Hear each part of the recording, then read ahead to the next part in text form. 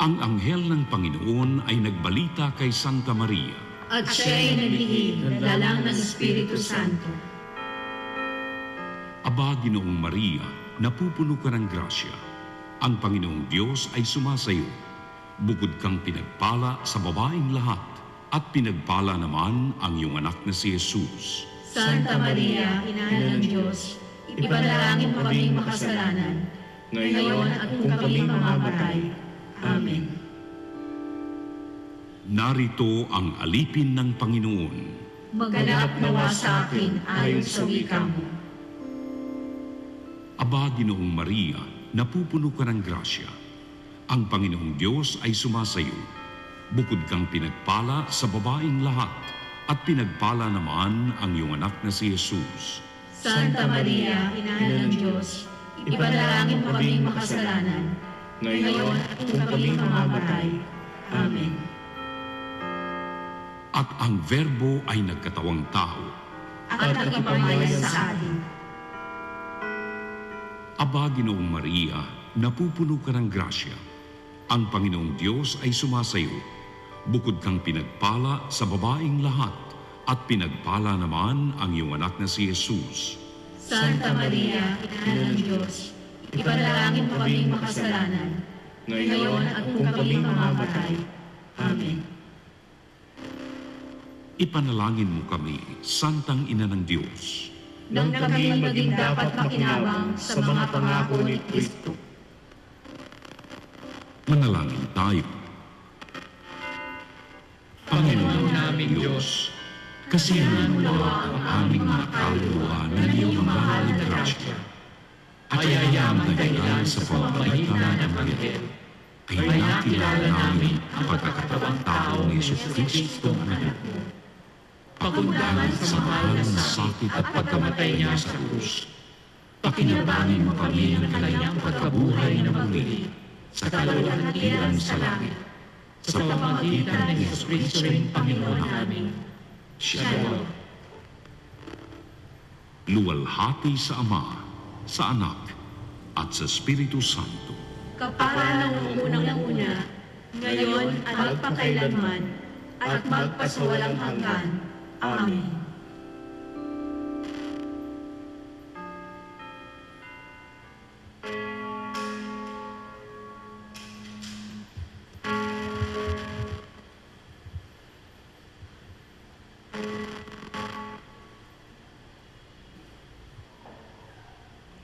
Magandang gabi po sa inyong lahat. Tayo po ngayon ay nasa ikatatlong linggo ng Kwaresma. Ang mamumuno po sa ating banal na misa ay si Reverend Father Rene Paglinawan, OAR. Magstayo po ang lahat.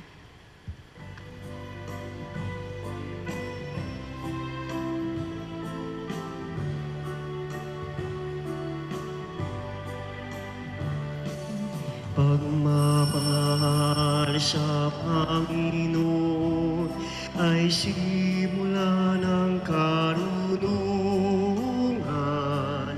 Ang kanyang kapuri ay manatili magpakailanman. Purihin ang Panginoon, siya'y ating pasalamatan sa pagsasama at pagtitipon ng kaniyang mga anak. Pagmamahal sa Panginoon ay simula ng kanunungan. Ang kaniyang kapuri ay manatili magpakailanman. Sa ngalan ng Ama at ng Anak at ng Espiritu Santo. Amen. Sumainyo ang Panginoon. At sumainyo rin. Mga kapatid, aminin natin ang ating mga kasalanan upang tayo maging marapat gumanap sa banal na pagdiriwang.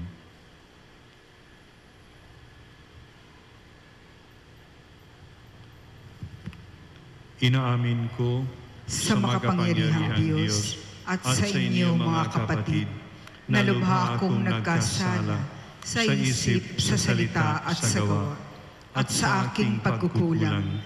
Kaya isinasamo ko sa mahal na Birheng Maria, sa lahat ng mga anghel at mga banal, at sa inyo mga kapatid, na ako'y ipanalangin sa Panginoong ating Diyos. Kaawan tayo na makapangyarihang Diyos, patawarin tayo sa ating mga kasalanan at patnubayan tayo sa buhay na walang hanggan. Amen. Panginoon, kaawaan mo kami. Panginoon, kaawaan mo kami. Kristo, kaawaan mo kami. Kristo, kaawaan mo kami. Panginoon, kaawaan mo kami. Panginoon, kaawaan mo kami. Manalangin tayo.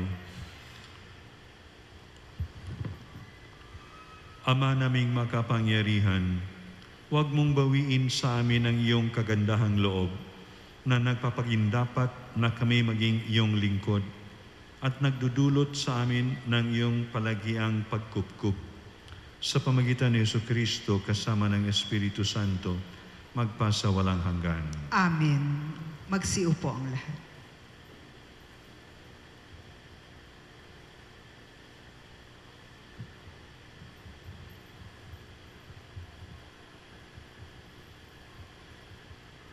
Pagbasa mula sa aklat ni Propeta Daniel. Noong mga araw na iyon, tumindig si Asarias at dumalangin. Alang-alang sa iyong karangalan, huwag mo kaming itakwil habang panahon. Huwag mong putulin ang iyong tipan sa amin. Muli mo kaming kahabagan, alang-alang kay Abraham na iyong minamahal, kay Isaac na iyong lingkod, at kay Israel na iyong pinabanan. Ipinangako mong pararamihin ang kanilang lahi, gaya ng mga bituin sa langit at ng buhanginan sa tabing dagat. Subalit ngayon, Panginoon, kami ay naging pinakamaliit na bansa. Dahil sa aming mga kasalanan, kami ang pinakaaba ngayon sa sanlibutan. Wala kaming hari, mga propeta o mga tagapanguna ngayon. Walang templong mapag-alayan na mga handog na susunugin, mga hain at kamanyang. Wala man lamang lugar na mapaghandugan upang kami ay humingi ng awa mo.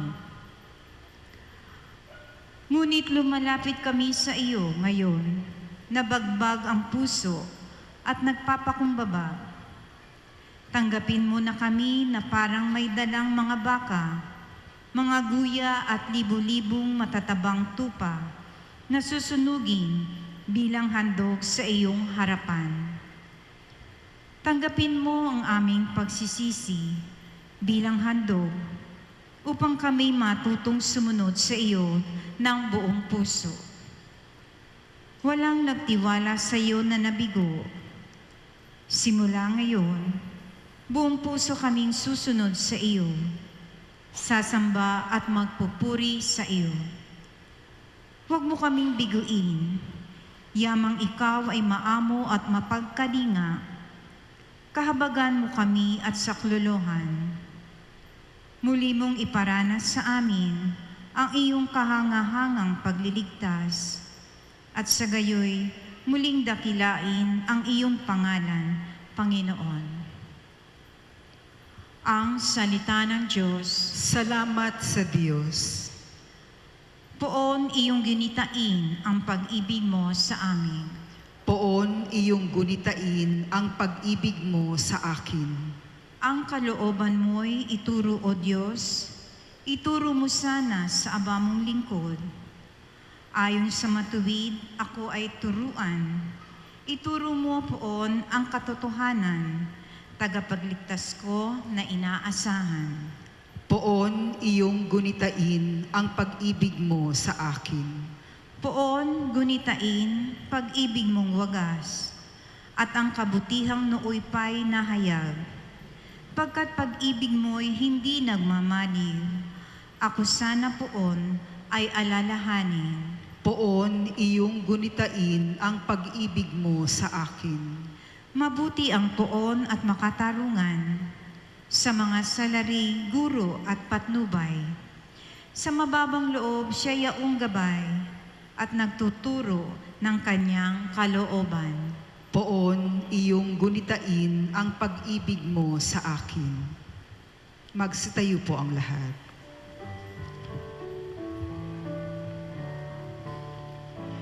Inialay mo ay buhay sa krus ng buhay, katumbas ay kaligtasan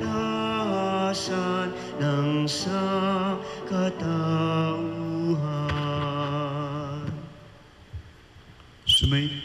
Sumainyo ang Panginoon. At sumainyo rin. Ang mabuting balita ng Panginoon ayon kay San Mateo. Papuri sa iyo, Panginoon. Noong panahong iyon, lumapit si Pedro at nagtanong kay Jesus, Panginoon, magkailan kong patatawarin ang aking kapatid na paulit-ulit na nagkakasala sa akin? Makapito po ba? Sinagot siya ni Jesus, hindi ko sinasabing makapito, kundi 70 ulit pa nito. Sapagkat ang paghahari ng Diyos ay katulad nito, ipinasya ng isang hari na pagbayarin ang kanyang mga lingkod na may utang sa kanya. Unang dinala sa kanya ang isang may utang na 10 milyong piso. Dahil na siya'y walang ibayad, iniutos ng hari na ipagbili siya ang kaniyang asawa, mga anak, at lahat ng ari-arian upang makabayad. Nanikluhod ang taong ito sa harapan ng hari at nagmakaawa.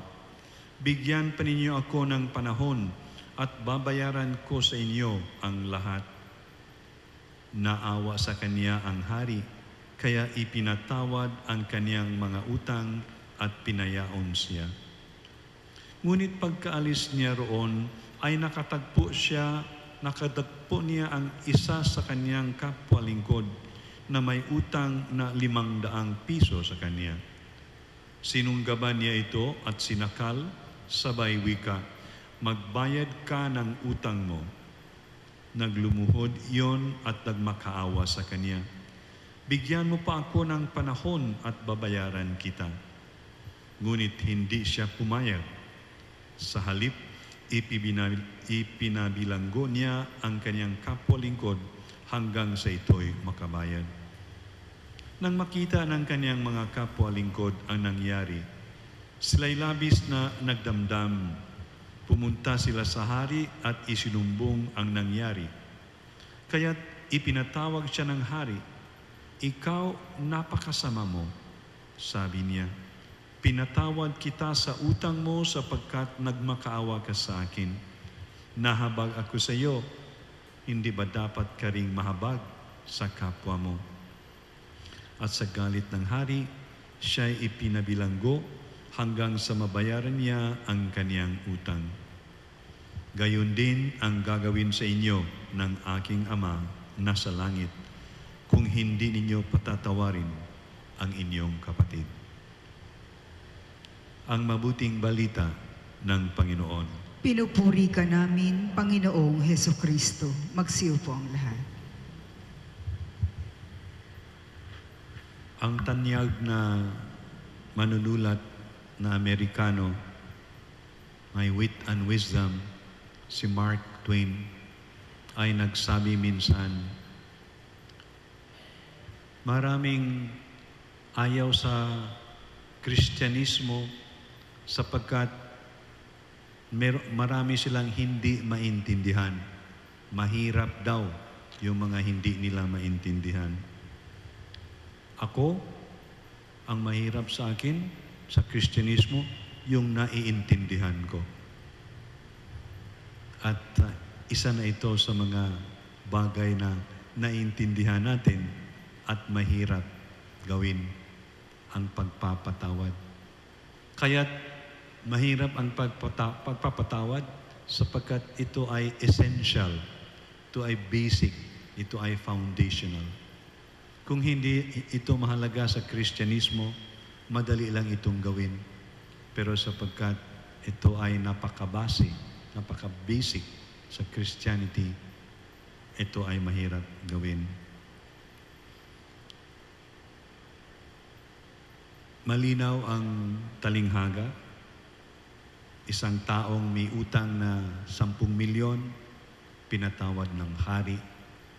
Pero yung nagkautang sa kanya ng 500 piso ay hindi niya pinapatawad.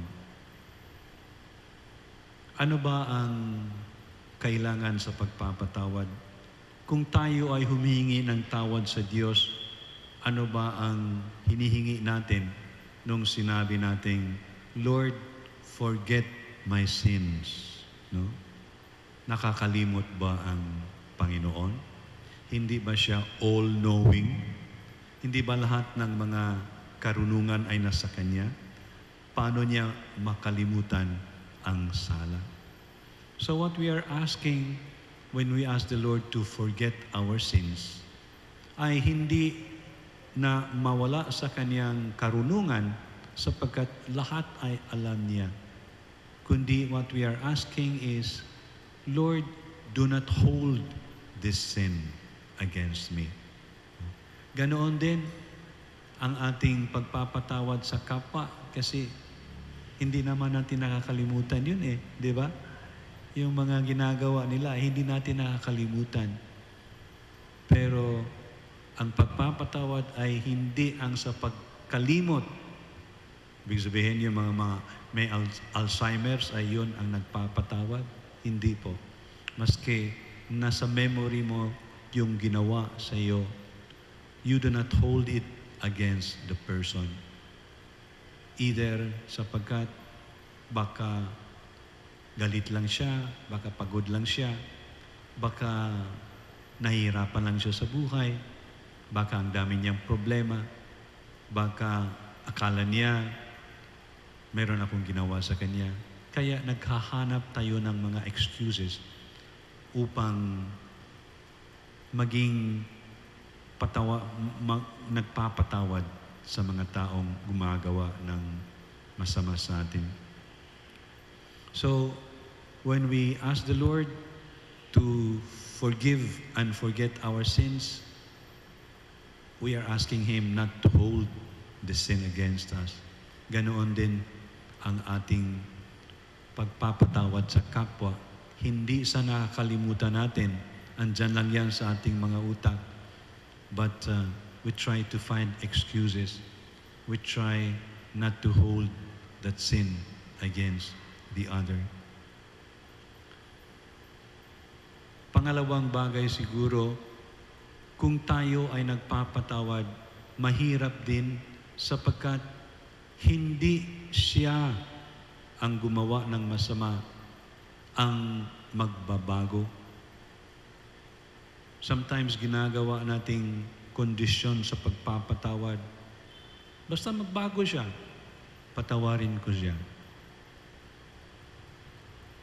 Mabuti sana kung ganoon palagi.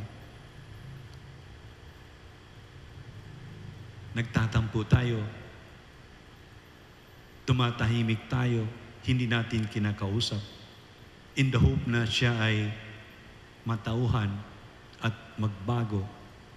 Pero hindi ganoon. Ang kondisyon ng pagpapatawad ay hindi na siya ang magbago, kundi ikaw ang magbago. Kaya mahirap. Mahirap magbago, mahirap mag-iba ang isip, mag-iba ang gawain. Pero yung mga tunay na nagpapatawad ay talagang sila ang nagbabago. Tulad ng matandaan natin, si San Juan Pablo II, nung may nagtangkang pumatay sa kanya, 1981, at nung siya ay gumaling na, siya ay pumunta sa bilangguan upang bisitain ang si Mehmet Agca na nagtangkang pumatay sa kanya at pinatawad niya. Siya ang nagbago. Hindi si Mehmet Agca ang nagbago. Ganoon pa rin siguro ang taong iyon. Kaya nga, pagkatapos ng maraming taon na nagsilbi sa bilangguan sa Italia, nung umuwi na sa kanyang native place, parang Turkey ate, siya rin ay nahuli sapagkat marami parang mga krimen ang nagawa nito. Hindi nagbago si Mehmet Agca, pero si Juan Pablo II, San Juan Pablo II ang nagbago sa pagpapatawad. Hindi natin magagawa ang pagpapatawad sa ating likas na lakas. Kaya kailangan natin ng lakas at grasya ng Panginoon. Magstayo po ang lahat.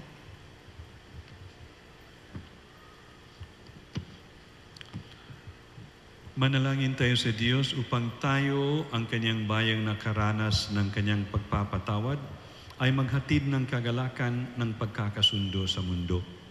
Ang ating itutugon, Panginoon, gawin mo kaming tagapaghatid ng iyong kapayapaan. Panginoon, gawin mo kaming tagapaghatid ng iyong kapayapaan.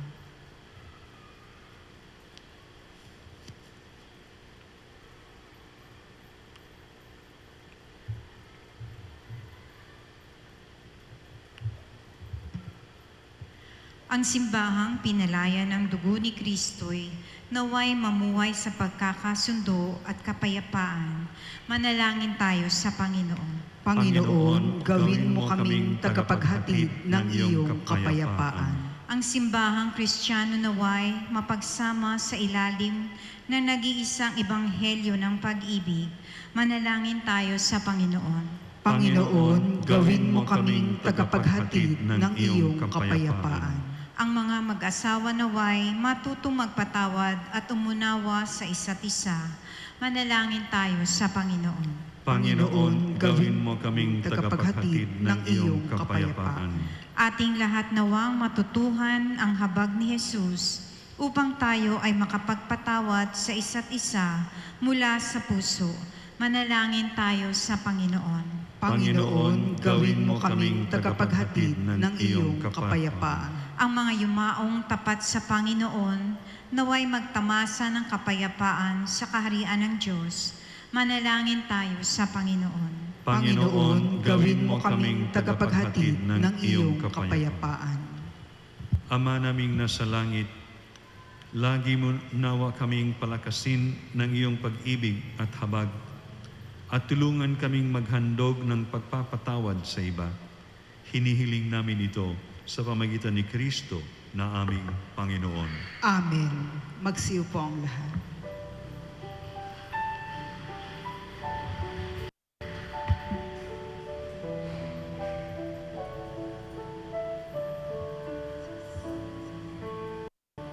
Panginoon, aming alay, itong alak at tinapay sa altar mo.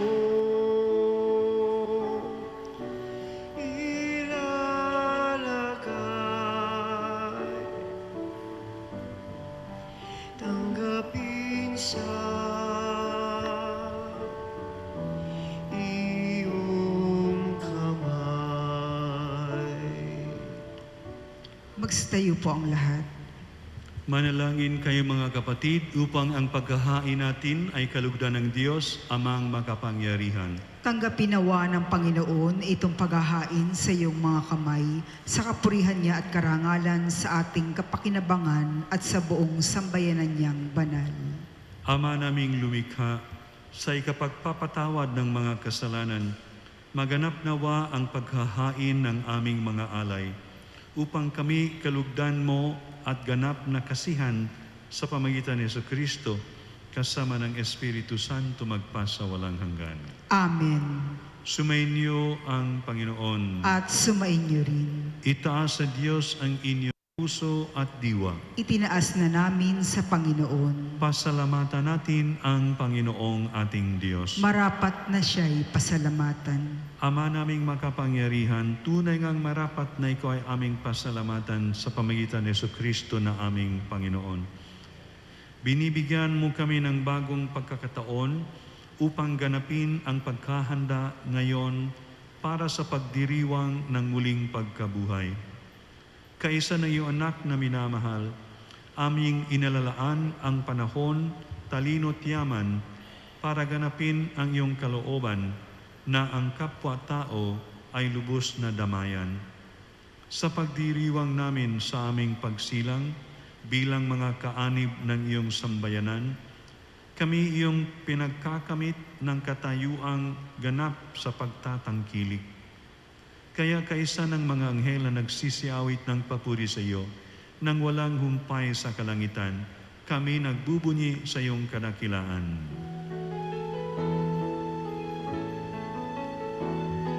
Santo, Santo, Santo, Panginoong Diyos na makapangyarihan, napupuno ang langit at lupa ng kalwalhatian mo. Hosana, Hosana, sa kaitaasan, Hosana, Hosana, sa kaitaasan, pinagpala ang naparirito sa ngalan ng Panginoon. Hosana, Hosana, sa kaitaasan, Hosana, Hosana, sa kaitaasan.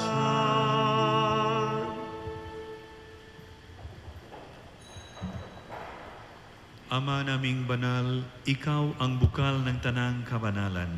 Kaya't sa magitan ng iyong Espiritu, gawin mong banal ang kaloob na ito, upang para sa aming maging katawan at dugo ng aming Panginoong Jesucristo. Bago niya pinagtiis ang kusang loob na maging handog, hinawakan niya ang tinapay. Pinasalamatan kaniya, pinaghati-hati niya iyon, iniabot sa kanyang mga alagad at sinabi, "Tanggapin ninyong lahat ito at kanin. Ito ang aking katawan na ihandog para sa inyo."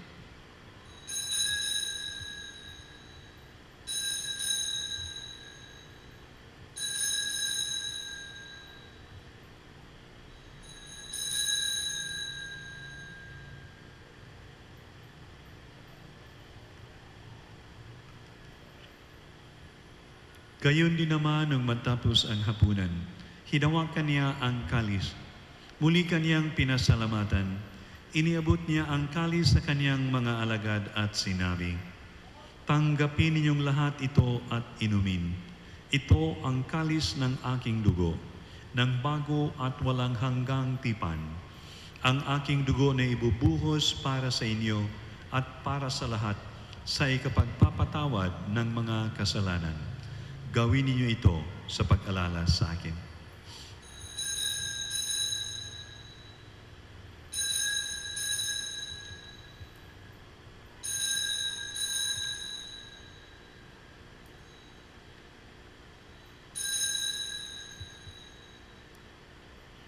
Ipagbunyi natin ang misteryo ng pananampalataya. Si Kristo'y namatay, si Kristo'y nabuhay, si Kristo'y babalik sa wakas ng panahon.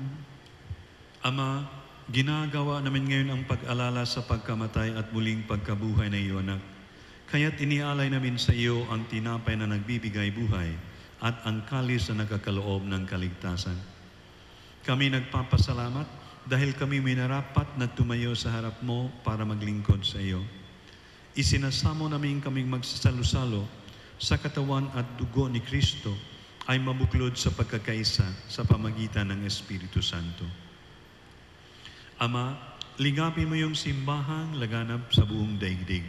Puspusin mo kami sa pag-ibig kaysa ni Francisco na aming Papa at ni Broderick na aming Administrador at ng Tanang Kaparian.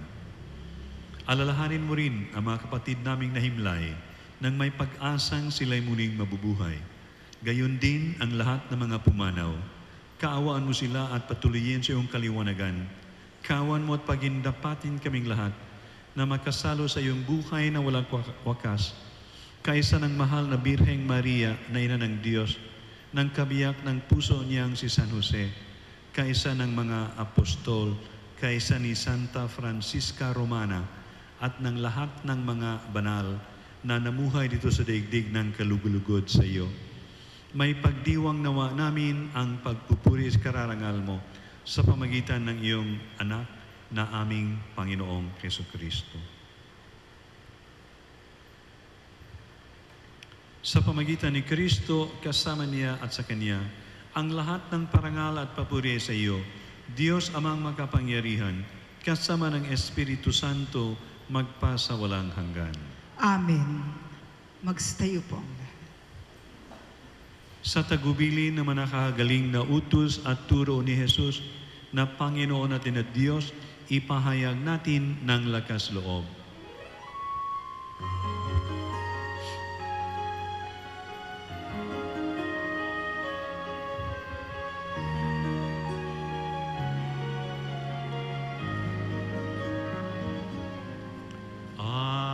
Amin. Sumasalangit ka, sambahin ang ngalan mo. Mapasa amin ang kaharian mo. Sundin ang loob mo. Dito sa lupa para ng sa langit, bigyan mo po kami ngayon ng aming kakanin sa araw-araw at patawarin mo kami sa aming mga sala para ng pagpapatawad namin sa nagkakasala sa amin. At huwag mo kaming ipahintulot sa tukso. Adi-adya mo kami sa lahat ng masama. Hinihiling namin kami adya sa lahat ng masama, pagkalooban ng kapayapaan araw-araw, iligtas sa kasalanan at ilayo sa lahat ng kapahamakan, samantalang aming pinananabikan ang dakilang araw ng pagpahayag ng tagapagligtas naming si Jesucristo.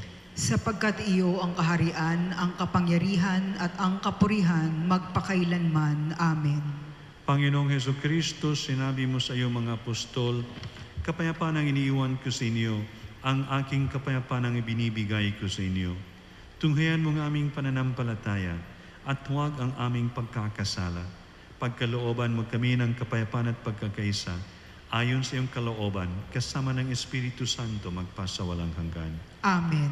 Ang kapayapaan ng Panginoon ay laging sumainyo. At sumainyo rin. Magbigayan kayo ng kapayapaan sa isa't isa.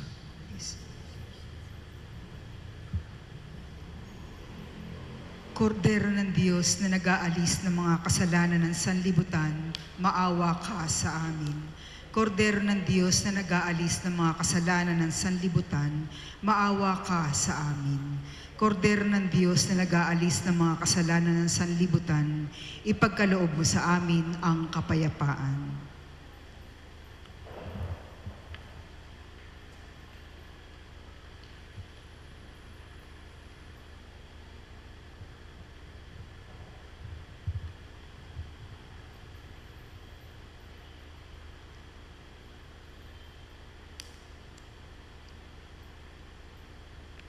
Ito ang kordero ng Diyos.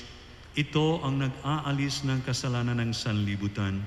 Mapalad ang mga tinatawag sa kaniyang piging. Panginoon, hindi ako karapat-dapat na magpatuloy sa iyo, ngunit sa isang salita mo lamang ay gagaling na ako. Ang katawan ni Kristo. Amen.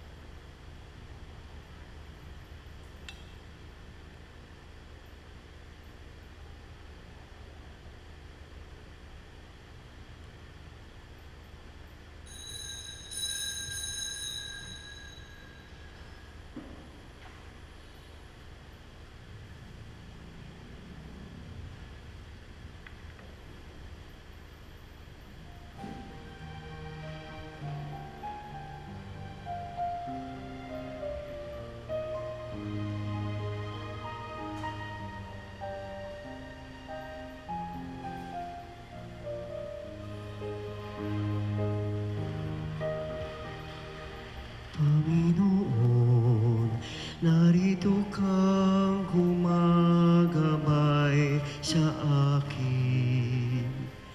Pag-ibig mong wagas ang kakampi, walang makakapantay sa awa mong taglay. O Panginoon, buhay ko'y aalay.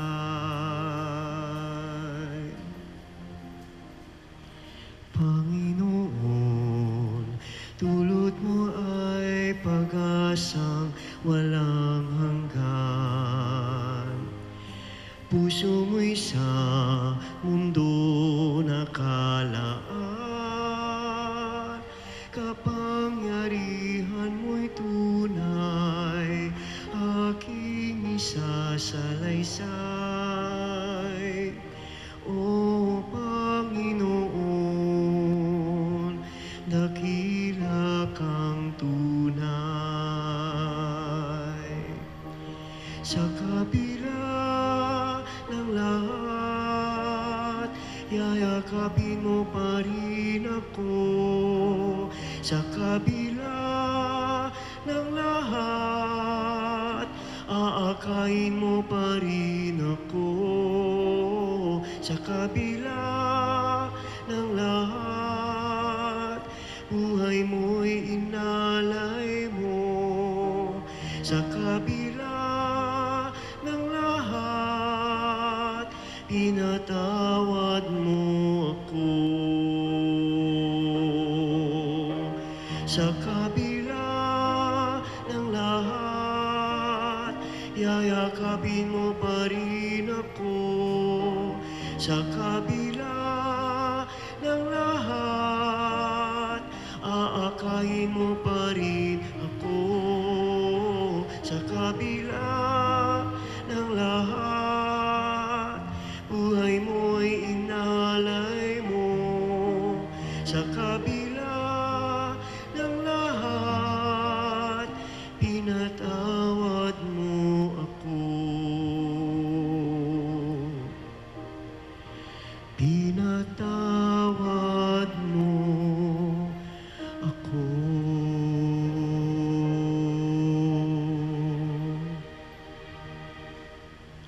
Magsitayo po ang lahat. Manalangin tayo.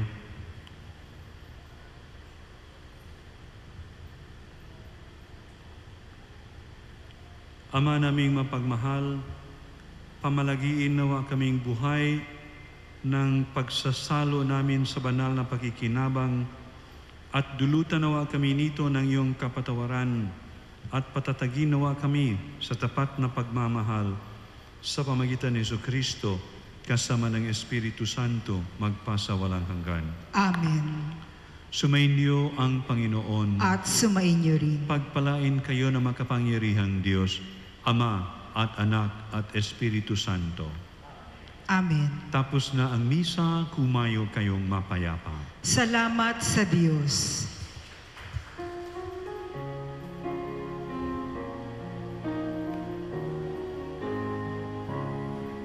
It's time for us to make our dream come true. A guiding voice will tell us what to do. It's the time to change ourselves and show the world that we still care for men, and we'll lead them there. We lead them to a place beyond the sea, a place of love where everyone is free. Don't despair, the path to happiness is wide. If we must change our ways, call on God for our guide. If we must change our ways, call on God